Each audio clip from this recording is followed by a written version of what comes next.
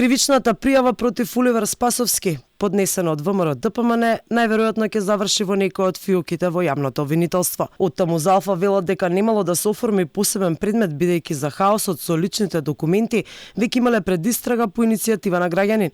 Додаваа дека она што го добиле од опозицијската партија единствено би можело да се припои кон предистрагата. Основното јавно обвинителство Скопје веќе постапува по претходно поднесена кривична пријава во врска со истите наводи.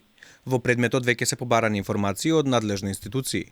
Дополнително поднесените пријави ќе бидат приклучени кон истиот предмет и обвинителството во целост ќе ги провери наводите. Ова отвара повеќе дилеми, зошто ја досега молчало за целиот хаос и дали можеби се обидува да го заштити Оливер Спасовски со тоа што не отвара посебен предмет. Поранешниот државен обвинител Јовевски никогаш не обелудени дека оформен предмет за хаосот со личните документи.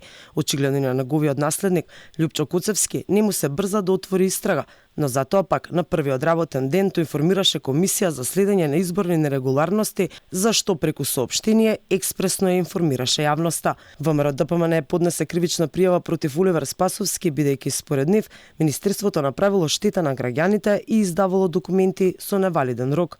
Исто така и до Уставниот суд се поднесени 5 иницијативи во врска со личните карти, возачките дозволи и пасошите. Иницијативите се однесуваат за периодот на издавањето на овие лични документи, односно на нивното време траење, бидејќи некои се уште се со важност, како и на правото на слобода на движење.